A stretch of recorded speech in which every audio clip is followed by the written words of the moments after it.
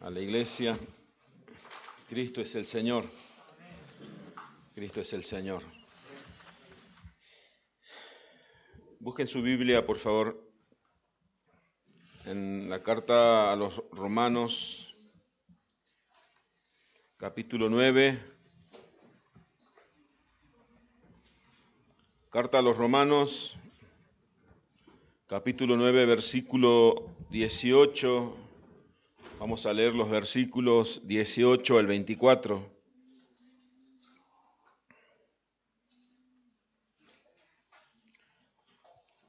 Antes de leer, vamos a orar. Vamos a darle gracias al Señor por el privilegio que Él nos da de poder estar reunidos en su iglesia, delante de su presencia y delante de su palabra. Padre, estamos agradecidos de tan grande privilegio, Señor, de formar parte de tu iglesia.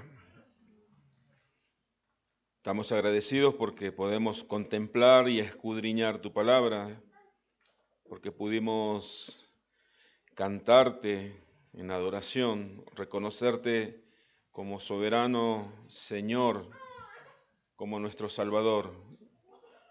Padre, ahora te rogamos que nos ayudes a entender, a escudriñar tu palabra. Muéstranos tu palabra, así como cantábamos, muéstranos a Cristo. Te rogamos que nos muestres a Cristo en tu palabra.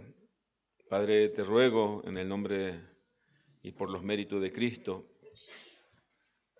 que me ayudes a poder exponer este mensaje para que tu nombre sea exaltado, Señor. Ese es el fin, exaltar el nombre de tu Hijo. Padre, te agradecemos en el nombre de Jesús. Amén y amén.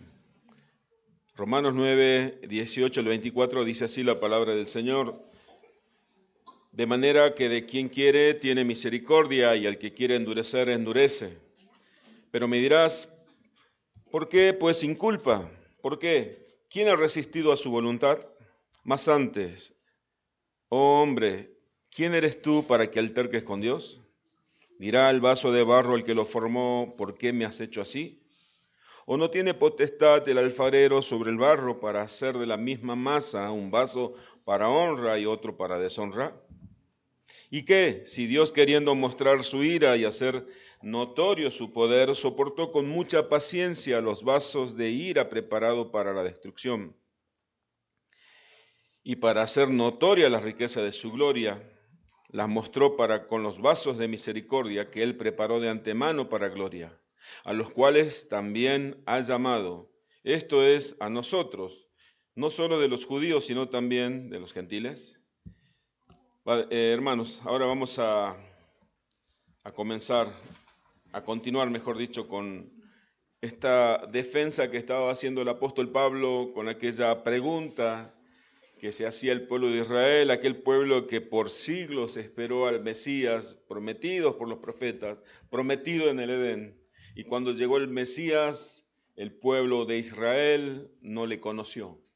El pueblo de Israel, al no reconocerlo a Cristo como el Mesías prometido por Dios, quedó separado de Cristo. Entonces el apóstol Pablo, él mismo dice, sería yo anatema. Yo le pediría al Señor, si fuera posible, que yo estuviese separado de Cristo para que mis parientes, me refiero a los israelitas, ellos estuvieran con Cristo. Mis hermanos, acá otra vez el apóstol Pablo, esta carta a los romanos presenta otra objeción. Esta objeción es, ¿cómo puede ser que Dios elija a unos sí y a otros no? ¿Cómo puede ser que Dios endurezca el corazón de algunos y tenga misericordia de otros? A veces nosotros leemos y con liviandad creemos entender lo que la Escritura dice sin aplicarla a nuestras vidas primero. Por ejemplo, la Biblia cuenta la historia de un hombre llamado Job, que estaba sufriendo, estaba padeciendo. En un solo día perdió todo lo que tenía, en un solo día perdió a todos sus hijos, en un solo día, en el mismo día, perdió también su salud. Él no entendía por qué le sucedía eso. El mundo, el hombre, el ser humano en general, A veces piensa que Dios es injusto y se pregunta por qué la gente buena sufre y los que no son buenos no sufren. La Biblia nos dice y nos responde que no hay nadie bueno. No hay ni uno bueno, ni uno solo siquiera. Nosotros a nuestro juicio sí decimos, este es bueno o yo soy bueno y aquellos son malos. Y a veces por juzgar sin entender lo que no conocemos, podemos cometer blasfemia, herejías. Por ejemplo, casi ya al final del libro, yo solamente voy a citar lo que dijo Job, lo que dice la palabra de Dios.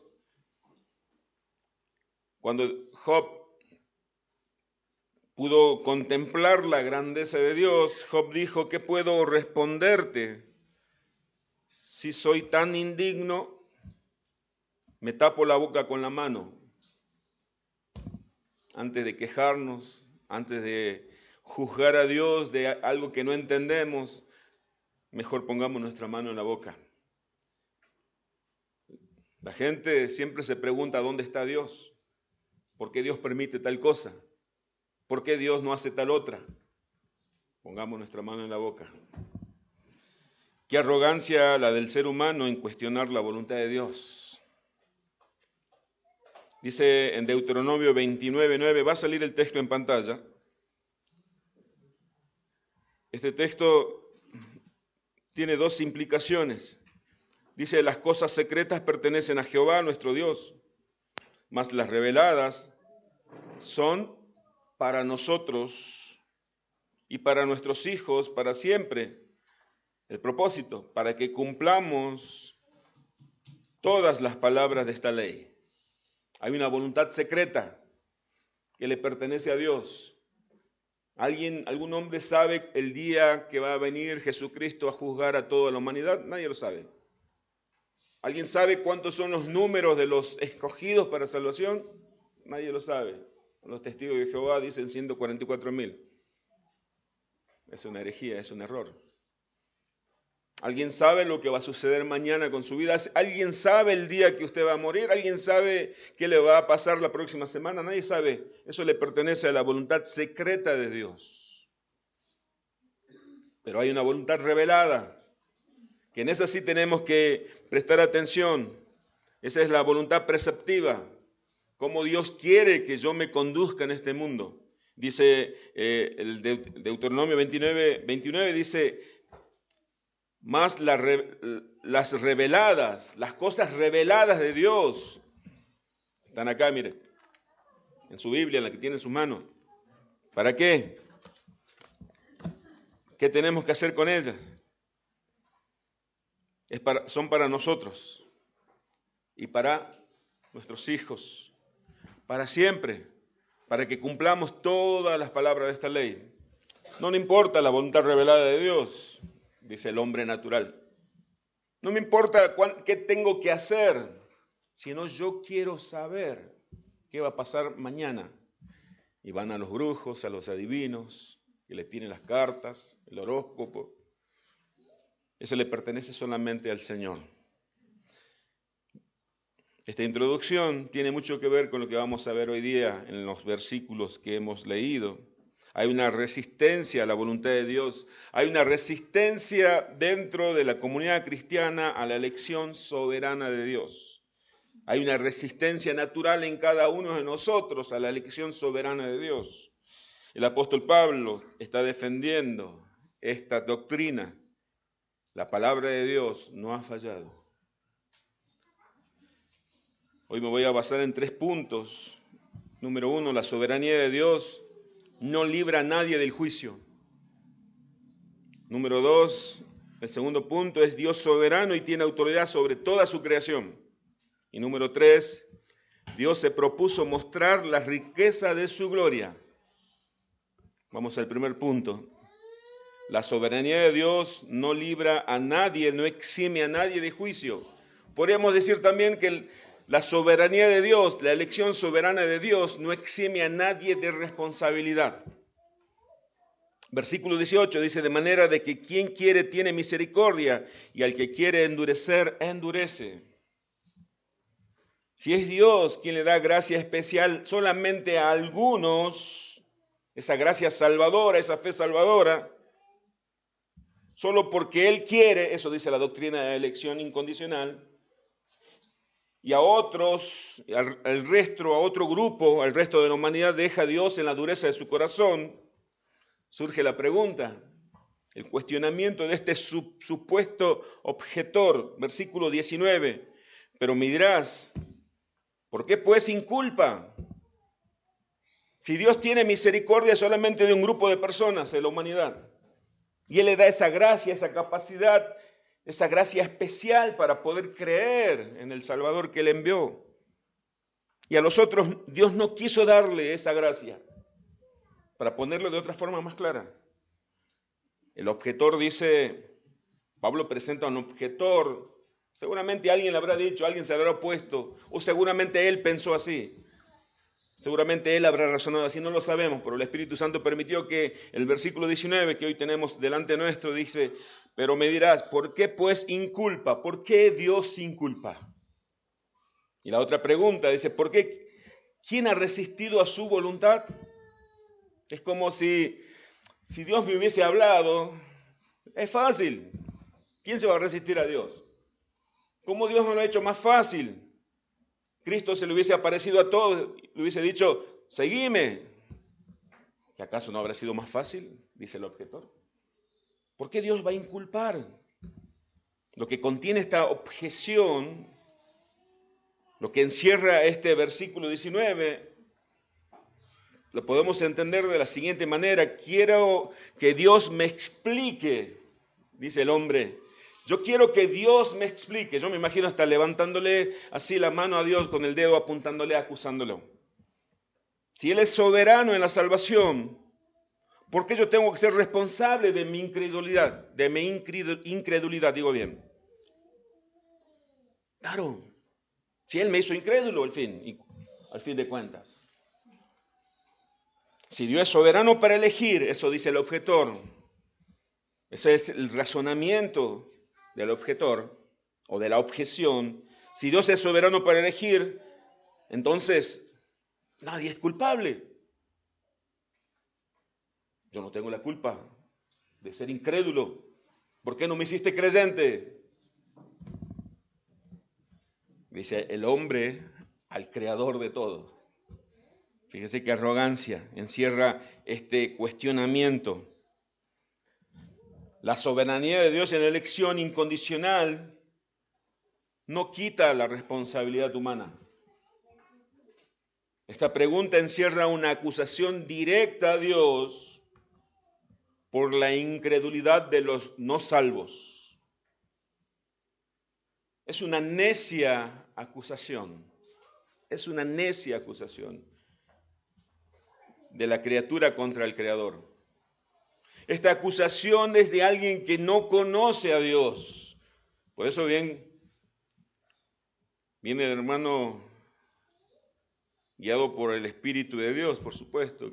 Eligió, contempla a Dios, como Job. ¿Por qué estoy sufriendo? ¿Dónde está la silla de Dios? Dice en una parte del libro de Job. ¿Dónde está la oficina de Dios? Yo quiero quejarme. Si yo soy justo, soy bueno, ¿por qué estoy sufriendo? Y los amigos conjeturaban quizás, Job. Ellos no sabían lo que Dios había hablado con los ángeles, con Satanás, allí en el cielo. Nosotros no sabemos, nosotros tenemos limitaciones, nosotros vivimos el presente, no conocemos el futuro ni el pasado de nadie, nosotros no somos omniscientes. Nuestro conocimiento es limitado. Pero ¿quién es el objetor o qué tipo de persona es esta persona que se atreve a decirle a Dios, ¿por qué? Dame respuesta a esa elección incondicional. ¿Por qué elegiste a Jacob y desechaste a Esaú? ¿Por qué dejaste en la dureza de su corazón a Faraón? ¿Y por qué sí tuviste misericordia de Moisés? Este objetor, o esta objeción viene de una persona no regenerada, que no conoce a Dios. viene de una persona no regenerada. Esta objeción viene de una persona como Esaú, como Faraón, personas entregadas y dejadas por Dios en sus propias miserias y dureza de corazón. Pero es muy importante entender esto también, mis hermanos. Nosotros no debemos creer que Dios crea personas malas para luego mandarla al infierno.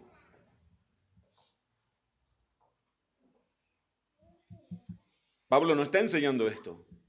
Dios no crea personas malvadas y después Dios se divierte ver cómo caen al infierno esas personas.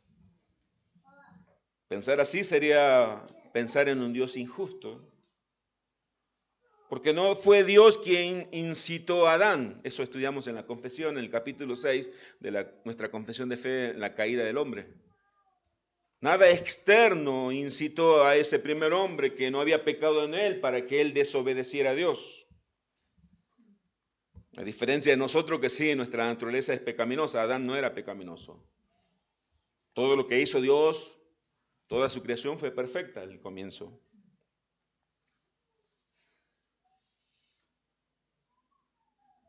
Pero Dios permitió que Adán lo desobedeciera. Y después fue castigado por eso. Fue juzgado, podríamos decir, Adán y Eva. Pero lo que sucedió en el Edén nos hace entender algo que tenemos que sacar una enseñanza. Que el ser humano no puede estar ni siquiera un instante sin Dios. Adán, siendo perfecto, fue dejado por Dios en libertad, en ese libre albedrío, en la inocencia, y cayó. ¿Cuánto más el hombre, en su naturaleza caída, alejado de Dios, no va a errar su camino? Dios es soberano sobre toda la naturaleza, sobre toda su creación. Él es el Dios y Señor de la historia de la humanidad. Dios es soberano sobre la disposición de su gracia también. Él da gracia a quien Él quiere. ¿Por qué Dios está obligado a dar de su gracia salvadora a todos? Si Él es Dios, Él es dueño. Para entenderlo mejor, hay un teólogo contemporáneo que dio una explicación, una ilustración, mejor dicho. Dice, si yo tengo la intención de robar un automóvil esta noche, mis malas intenciones pueden ser un secreto para el propietario del automóvil, pero no están ocultas a Dios. Quiero que me preste atención y siga el relato, por favor. Dios sabe lo que voy a hacer antes que yo lo haga.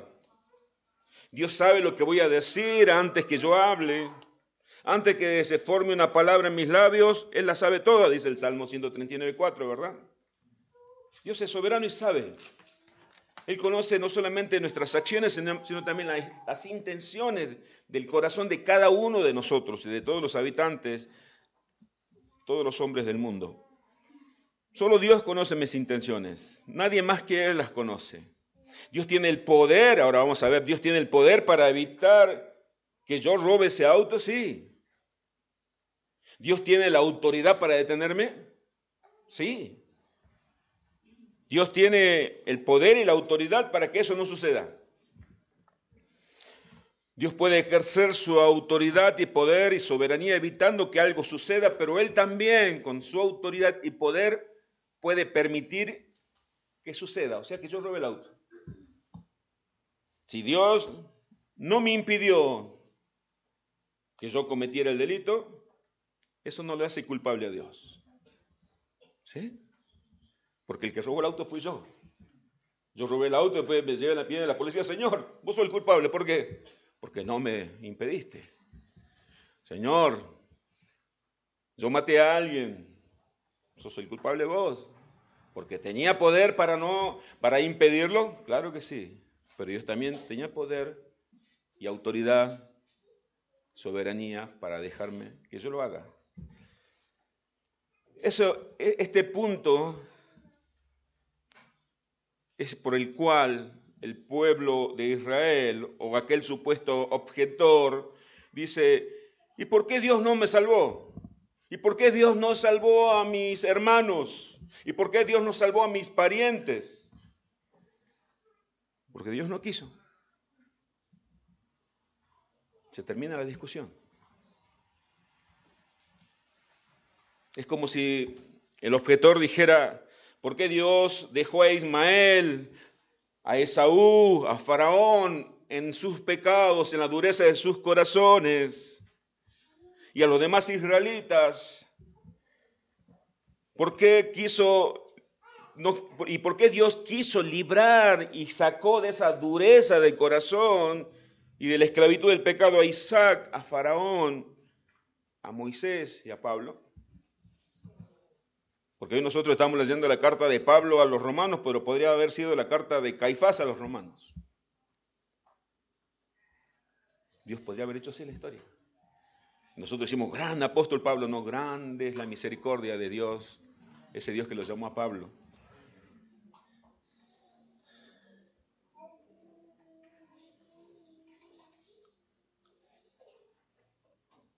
Entonces Dios no debería inculparlo a los demás porque son inocentes.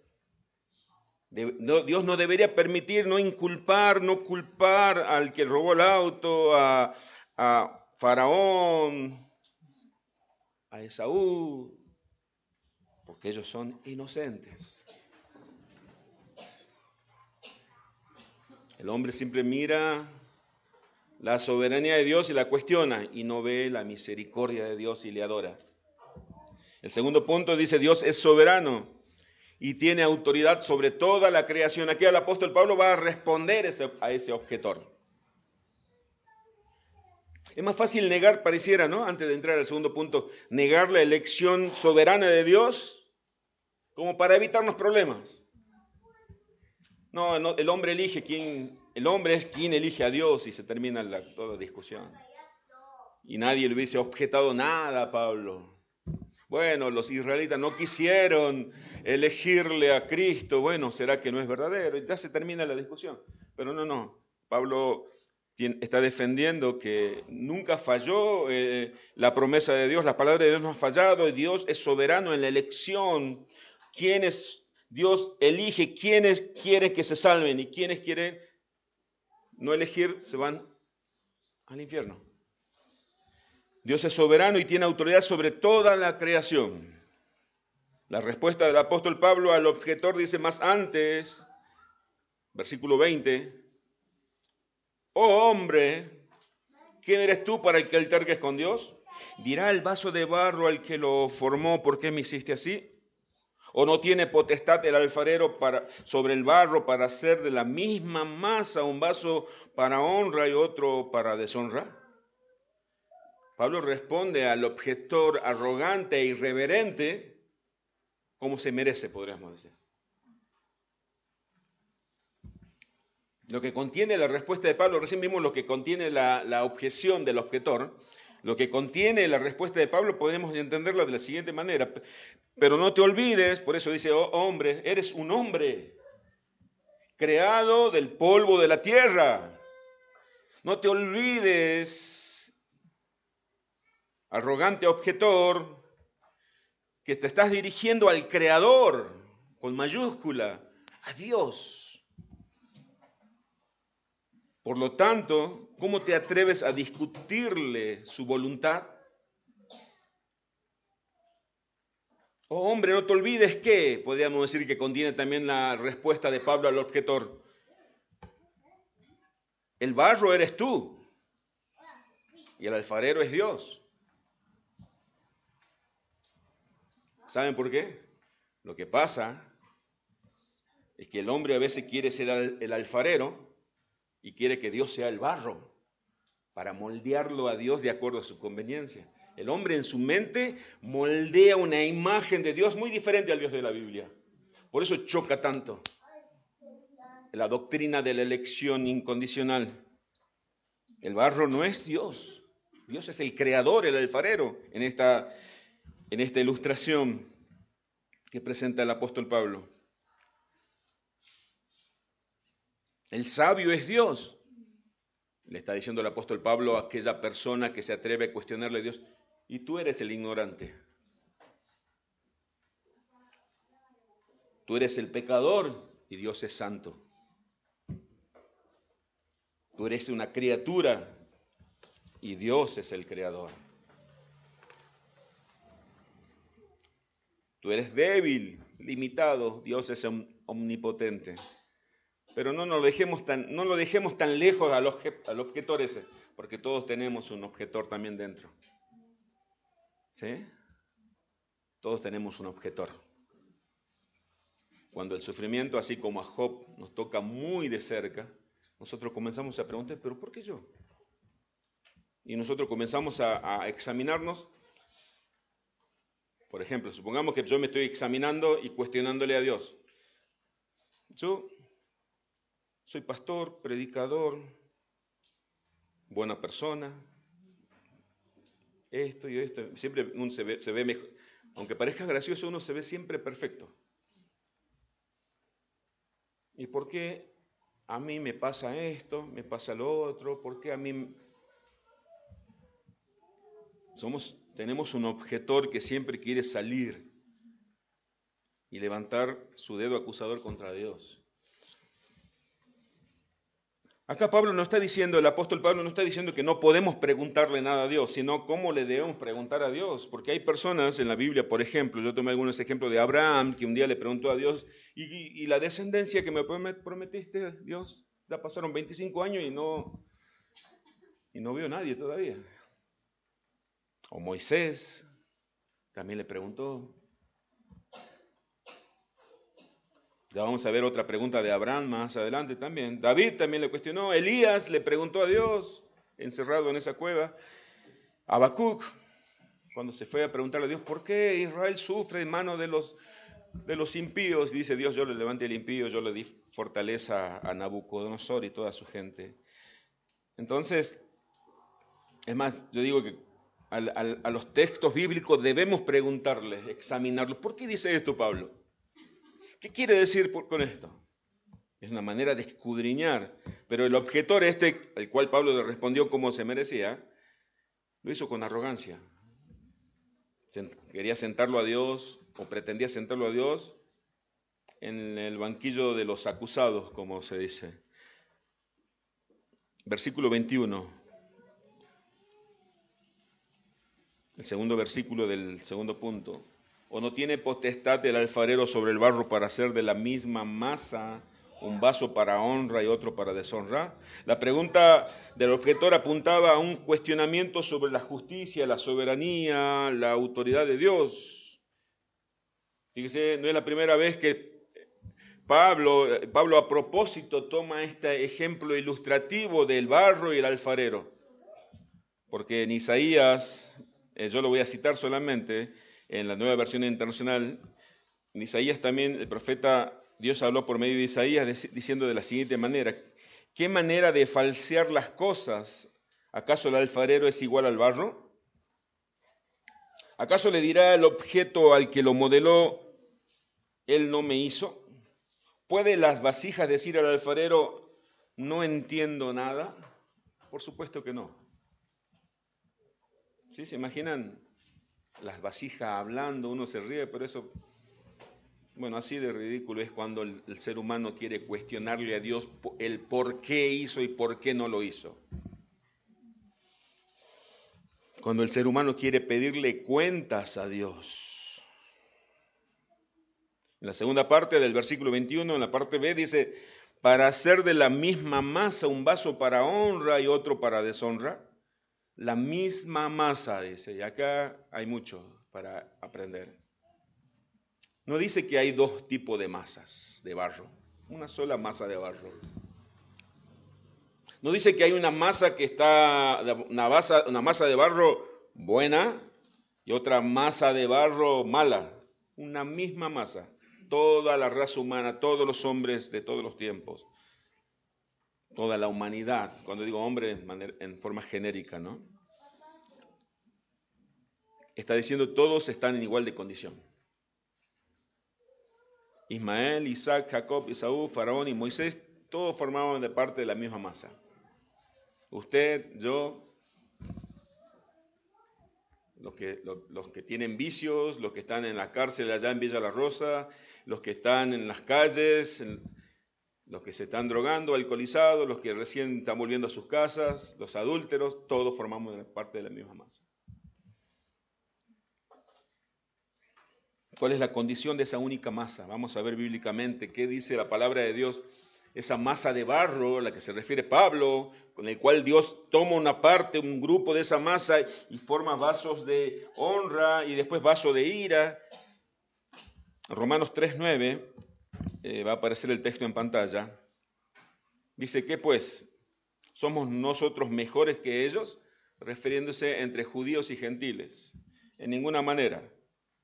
Pues ya hemos acusado a judíos y a gentiles que todos están bajo pecado. Todos la misma condición, una sola masa de barro. Pero Dios la hizo así, esa masa de barro.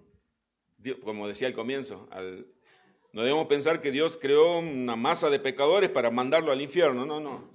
Eclesiastés 7:29 dice: he aquí solamente esto he hallado, que Dios hizo al hombre recto, pero ellos buscaron muchas perversiones. Cuando Dios creó a Adán, lo hizo recto, pero después sus pasos se deslizaron al pecado, igual que lo nuestro. Nosotros ya nacimos bajo esa naturaleza caída y pecadora. Nosotros ya hemos nacido todos, todo el hombre natural, cada ser humano que nace y crece es un enemigo de Dios. Romanos 5:10. Porque si siendo enemigos fuimos reconciliados con Dios por la muerte de su Hijo, mucho más estando reconciliados seremos salvos por su vida.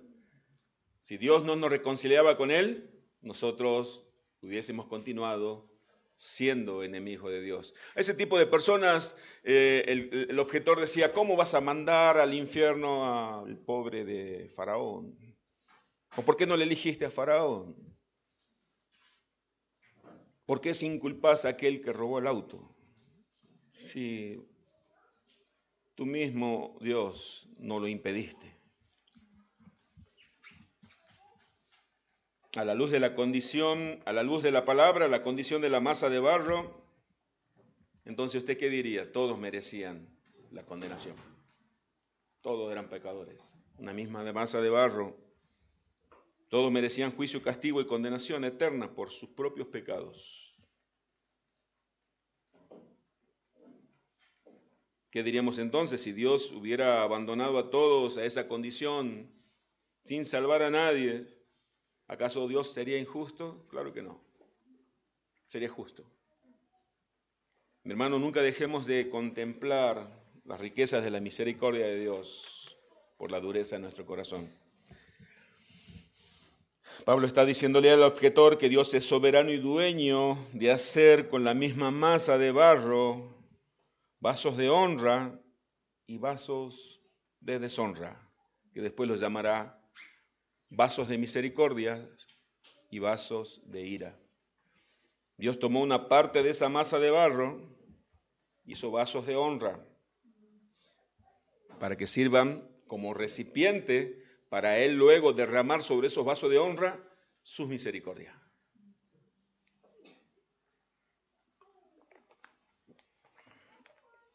Pablo está presentándole a Dios de manera ilustrativa como un alfarero que tomó de la misma masa de barro un poco de barro para hacer vasos de honra. El alfarero quizás pensó: necesito hacer vasos porque me encargó el rey unos vasos para servirse. Van a estar en su mesa. ¿Sí? Supongamos que un rey tome vaso de barro. Dios no usa vaso de barro. Dios nos usa a nosotros vaso de barro. Pero también el alfarero dice: me encargaron también unos recipientes donde beban agua los animales, los vasos de deshonra. ¿Quién le puede decir al alfarero: pará, no seas injusto, También hace vaso de honra todo, pero yo quiero hacer vaso de deshonra porque esa es mi necesidad. ¿Sí? ¿Se imaginan que alguien le diga a usted, pero ¿por qué usted hace eso? Y usted lo va a mirar y decir, pero no te di confianza como para que te metieras en mis cosas, yo con los míos, yo soy dueño de hacer lo que yo quiera.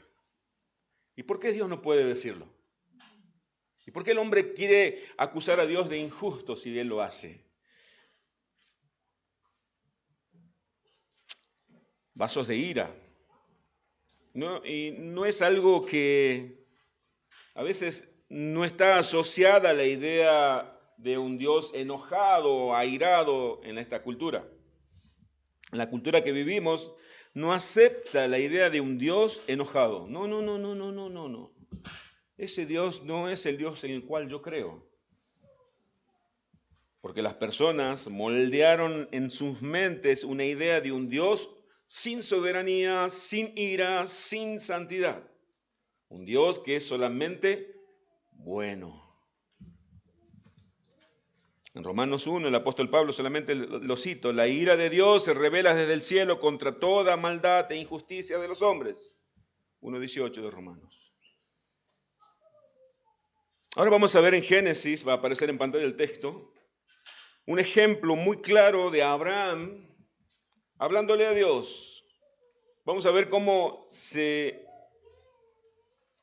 conjugan la justicia y la ira de Dios, cómo van de la mano la justicia y la ira de Dios. Génesis 18, va a aparecer en pantalla el texto, y se acercó a Abraham y dijo, cuando Abraham estaba intercediendo por Sodoma y Gomorra, donde estaba su sobrino Lot, ¿destruirás también al justo con el impío? Le decía Abraham a Dios. Dios, ¿acaso vas a destruir juntamente? Porque Dios iba a enviar su castigo sobre esa tierra de pecado.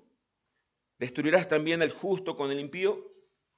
Quizás haya 50 justos dentro de la ciudad. ¿Destruirás también y no perdonarás no perdonarás al lugar por amor a los 50 justos que están dentro de él? Versículo 25, hay como un cambio en la manera de pensar de Abraham. Lejos de ti está hacer tal cosa, hacer tal, que hagas morir al justo con el impío, y que sea el justo tratado como el impío. Nunca tal hagas, el juez de toda la tierra. ¿No ha de ser lo que es justo? O sea, dice un comentarista, el doctor Sproul, dice, Abraham, el padre de la fe, cayó en una herejía abismal, incluso sugiriendo la posibilidad de que Dios castigara a personas inocentes. Abraham recobró la razón en el versículo 25 y le dijo a Dios, lejos de ti está hacer tal cosa que mates al justo con el impío, para que el justo sea como el impío. Lejos de ti están estas cosas.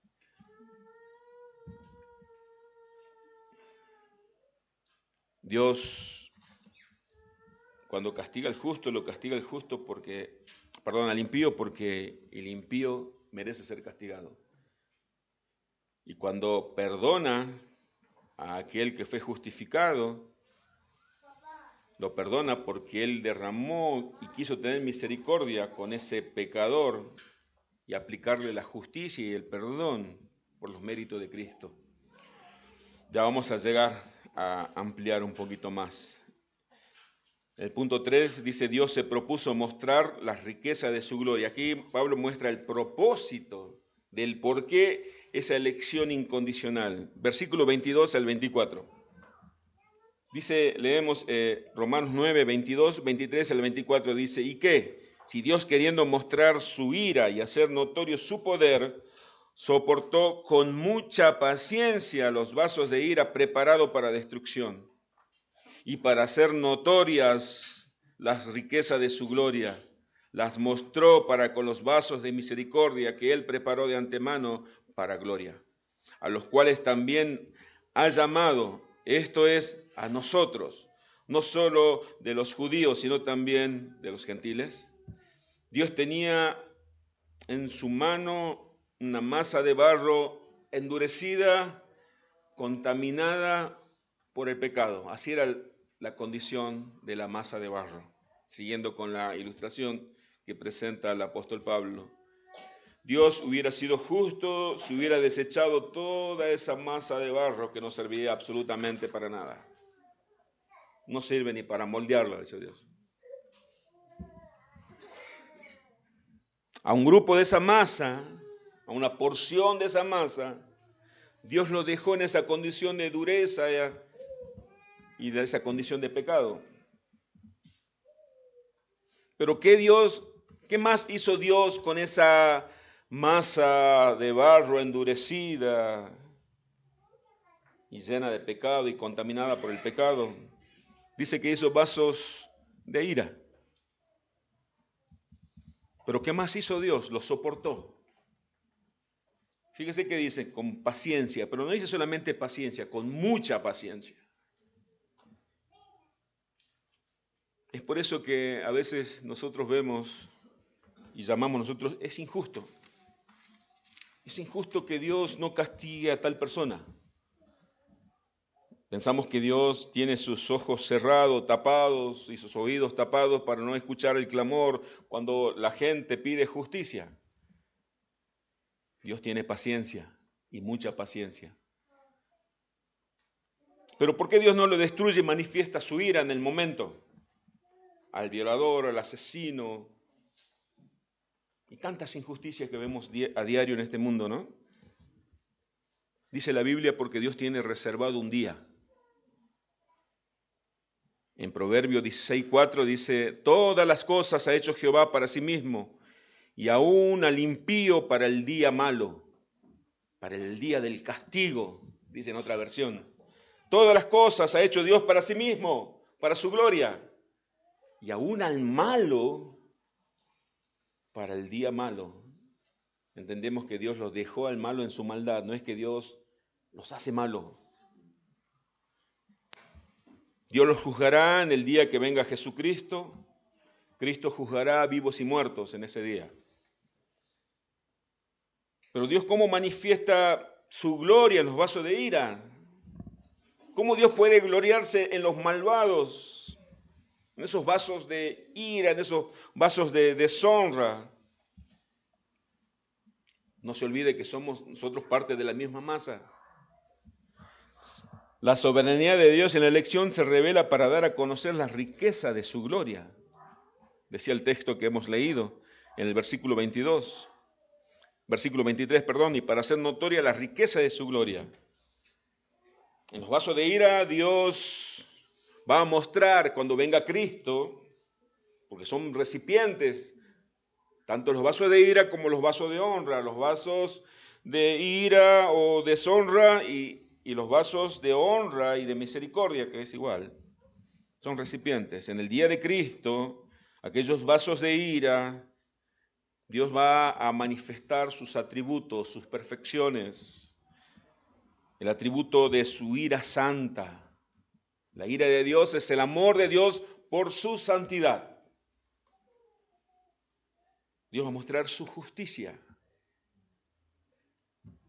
Dios va a mostrar su poder.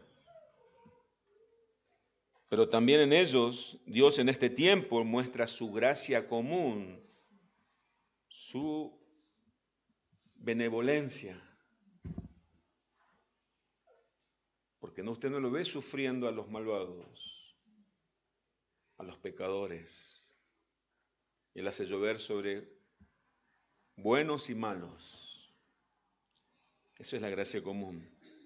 Dios pudo haber aniquilado a Faraón en la primera advertencia que le hizo a Moisés, pero Dios lo cuidó, porque tenía un propósito, glorificarse en él. Dios pudo haber terminado con la humanidad allá en el huerto del Edén. Adán y Eva, Adán, si pecas, si me desobedeces, vas a morir. Pero no los mató, por misericordia. Dios podría haber terminado con nosotros cuando éramos sus enemigos, pero Él tuvo mucha paciencia.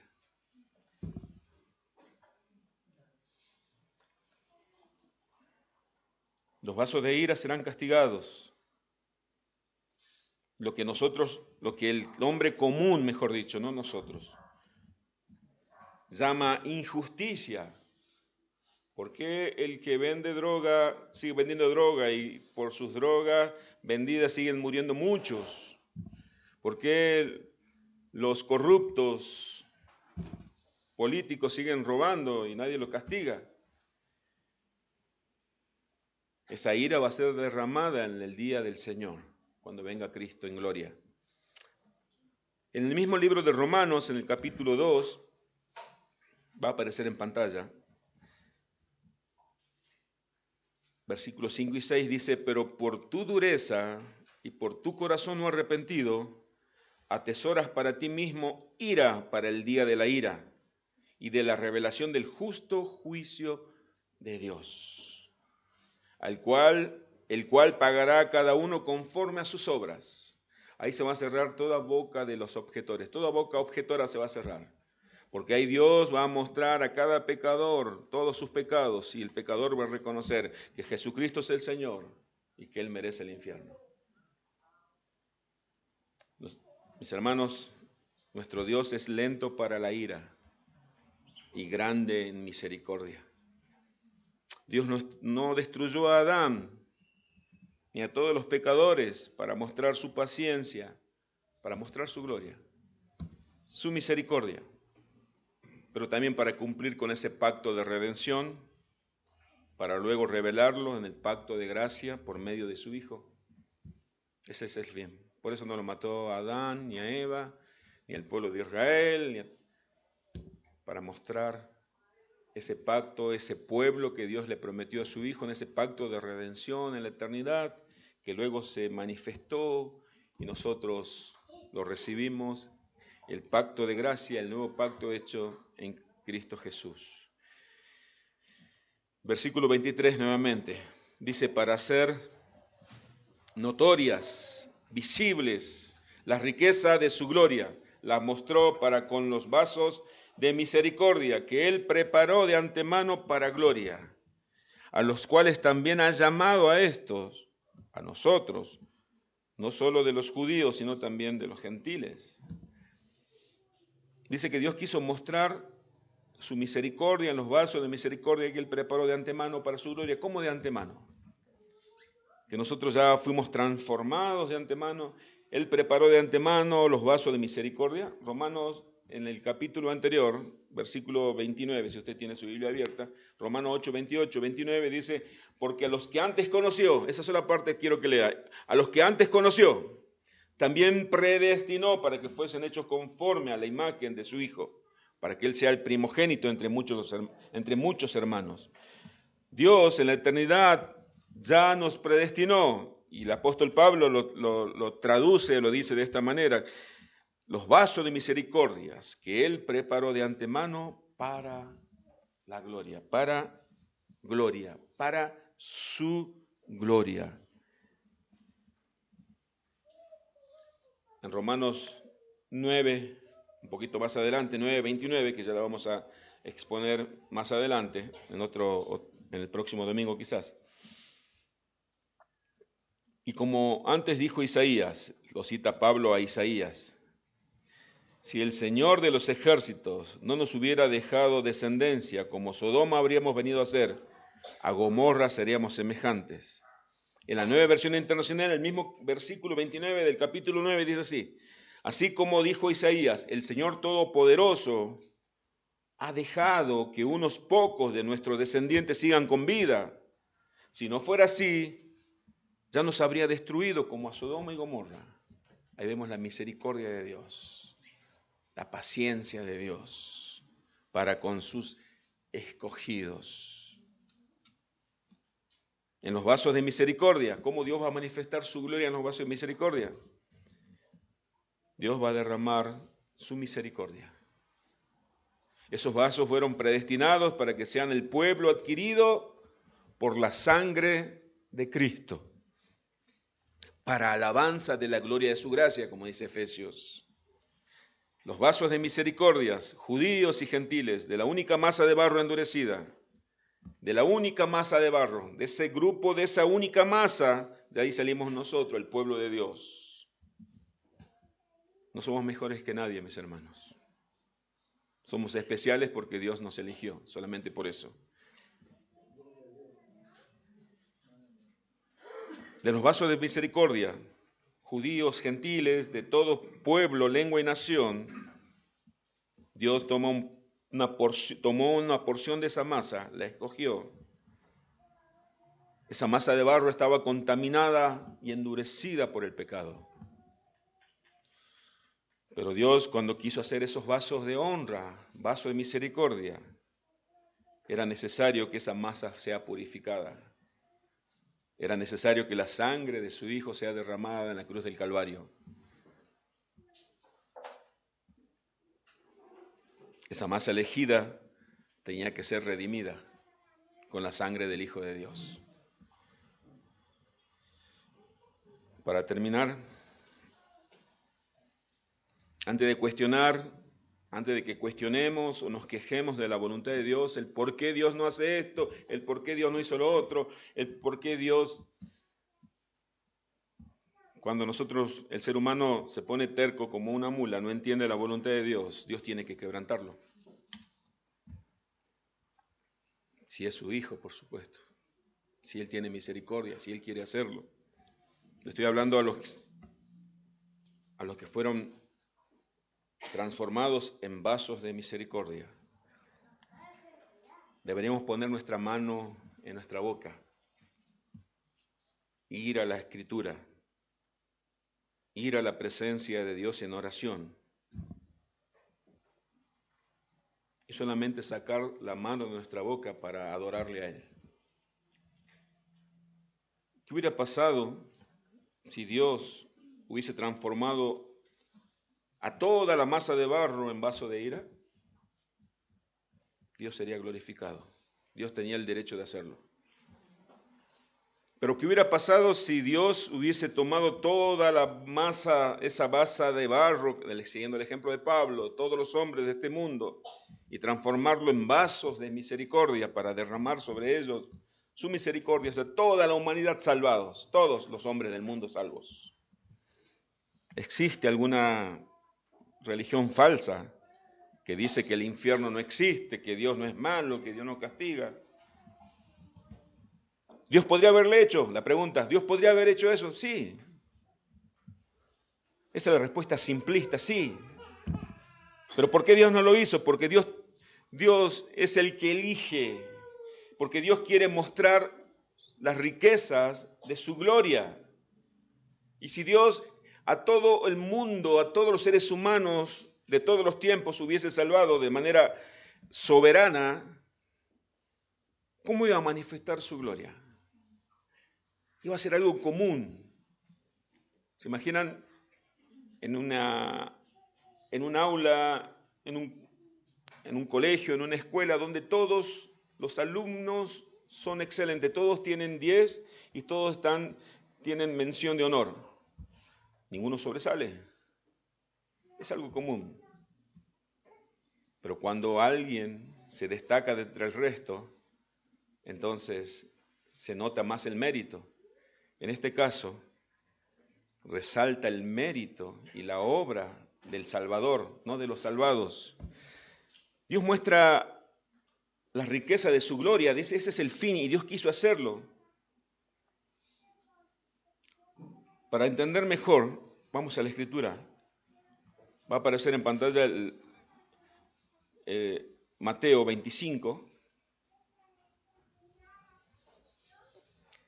Ese día donde se van a manifestar con claridad los vasos de ira y los vasos de misericordia. El Señor Jesucristo contó, dice, cuando el Hijo del Hombre venga en su gloria. Él está contando a los de aquel tiempo, y queda para nosotros en la Escritura como algo que el Señor nos reveló.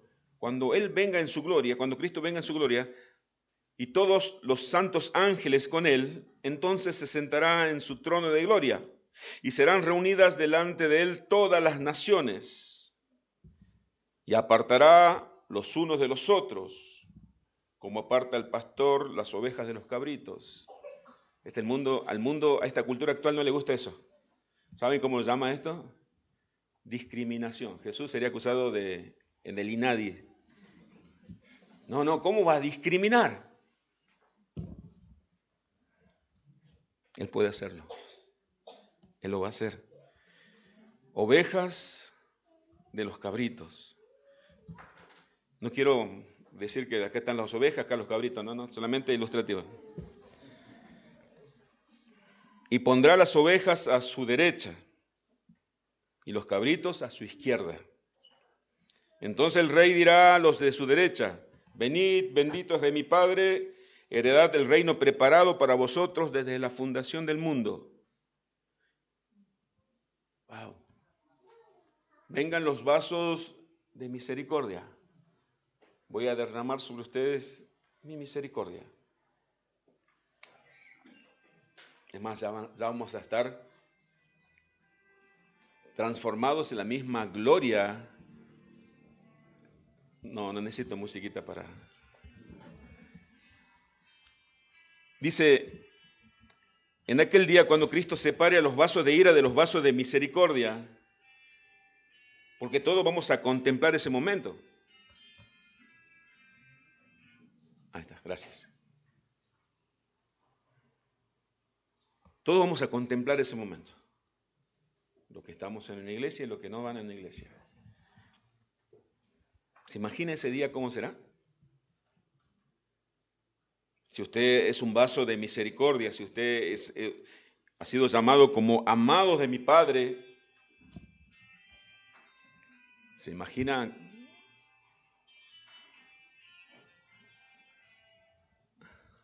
Ahí está, gracias.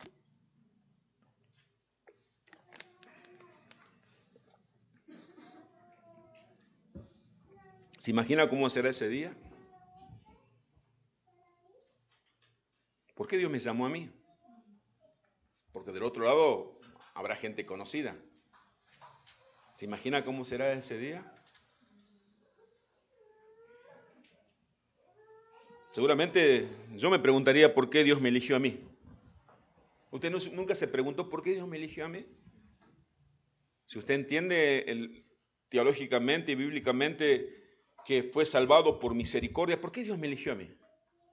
Si yo formaba parte de la misma masa, en aquel día, vamos a decir, yo formaba la misma masa de los que están allá, a la izquierda. ¿Por qué Dios me eligió a mí? Pero ahora nos podemos hacer esta pregunta también, ¿por qué Dios nos eligió a nosotros? Porque Dios quiso transformarme en un vaso de misericordia, un vaso de honra, porque quizás nosotros podamos decir, ¿por qué no a mis hermanos? ¿Por qué no a mis parientes? ¿Por qué no a mis conocidos? ¿Por qué no a tantas personas que, es más, yo considero que son hasta más buenas que yo? ¿Sabe cuál es la respuesta? Porque Dios quiso hacerlo. Dios quiso hacerlo. Pero surge otra pregunta, ¿no? Podemos decir, ¿pero por qué Dios quiso hacerlo? ¿O cómo lo hizo Dios? Dios lo hizo de mala gana, dijo, bueno, voy a tomar un poco de esta masa que está toda contaminada de pecado y endurecida y voy a mostrar mi misericordia así con malas ganas, y formó y nos... ¿Saben cómo nos eligió Dios? Dice en Efesios, con amor, habiéndonos predestinados, Efesios 1:5, para ser adoptados hijos suyos por medio de Jesucristo, según el puro afecto de su voluntad. Cuando Dios nos eligió, mis hermanos, nos eligió en amor. No nos eligió, nos dijo, bueno, no queda otra masa y voy a tener que tomar este pedazo de masa toda contaminada, sino que nos eligió en amor.